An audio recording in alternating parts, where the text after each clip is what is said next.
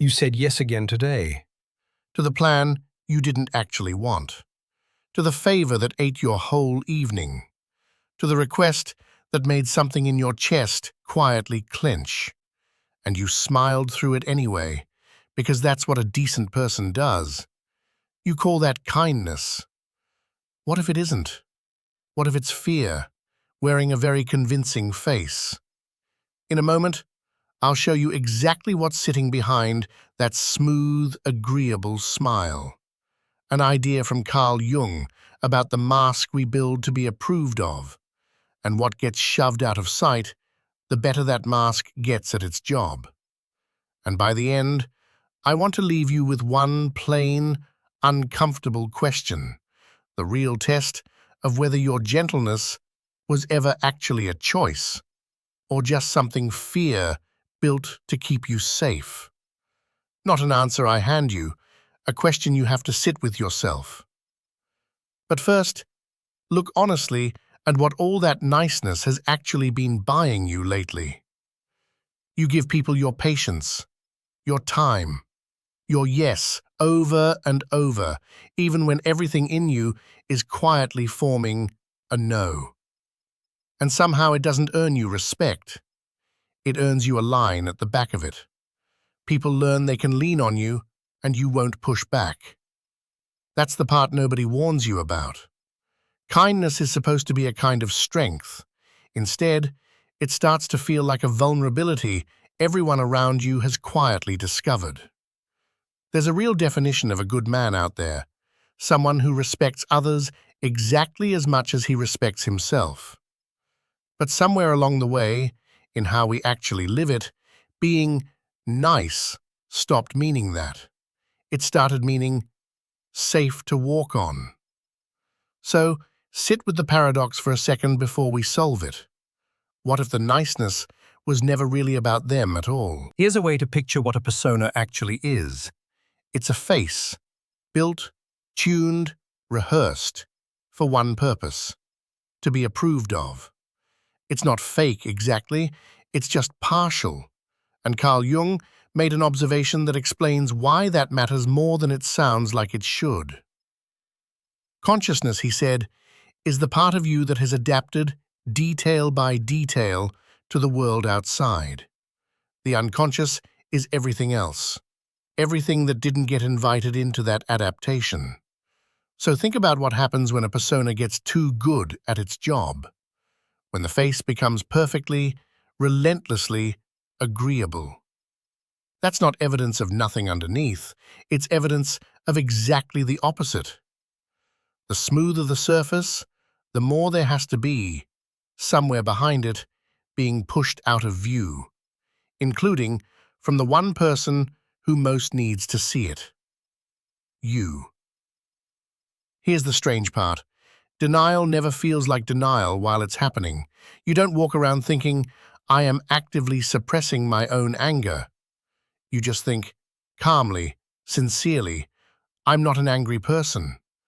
That's what makes it work. If you could see yourself hiding something, some part of you would already know what you were hiding, and the whole protective trick would collapse.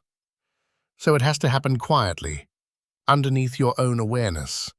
And it tends to happen hardest around the parts of your self-image you can least afford to lose. The more fragile your sense of being good, the harder that truth becomes to face. It becomes unthinkable to admit you're even capable of harm. So that capacity doesn't disappear, it just gets outsourced into a compulsive, permanent niceness that never asks for a break. Now let's steelman the other side because it deserves it. Maybe you're just naturally gentle. Maybe not every kind act is a symptom, and turning it into one is its own kind of cynicism.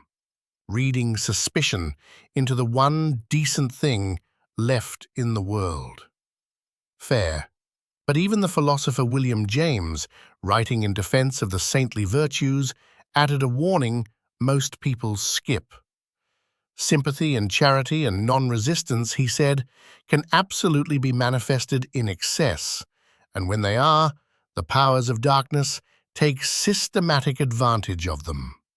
A saint taken too far, can hand the world over to the very people preying on him. So the problem was never kindness itself. It's kindness with no refusal left inside it. Genuine gentleness and fear-shaped gentleness can look completely identical from the outside. The only real test is a no even available to you? So what does that no actually protect? Seneca offers the clean version. Virtue, he says, doesn't change depending on what it's dealing with. Hard material doesn't make it worse. Easy, pleasant material doesn't make it better. It stays the same virtue either way. Meeting a friend with warmth or meeting an intruder with a wall is the same uprightness, just applied to different terrain. A no, said from steadiness, isn't cruelty. It's the same integrity your kindness already has, just working a harder shift. And he adds something sharper still.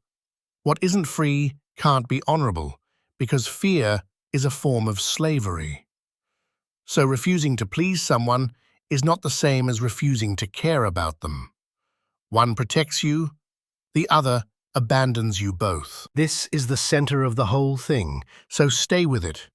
Meeting your own capacity for anger, for refusal, for plain selfishness. That doesn't mean acting on it.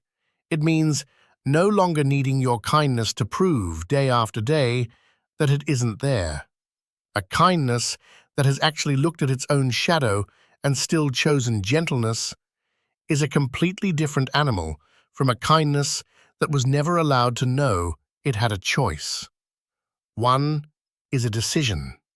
The other is a leash.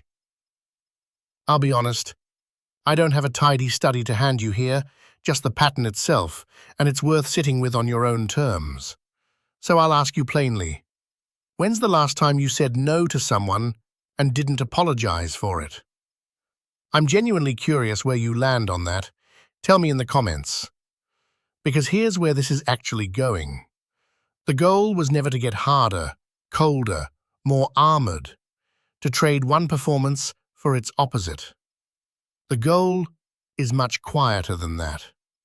It's to no longer need the mask to hold the whole structure up. When that happens, kindness stops being a wall you built to keep people from seeing what's behind it. It goes back to being what it was supposed to be all along, just a choice, made freely, available to be withdrawn. Not because you're scared of what happens if you don't make it, because you actually mean it this time, all the way through. So no, you were never being asked to become unkind. That was never the assignment, and it never will be. You were only ever being asked one quieter question. Could your kindness survive you saying no? Not survive it in theory, survive it in the room, out loud, to someone's face.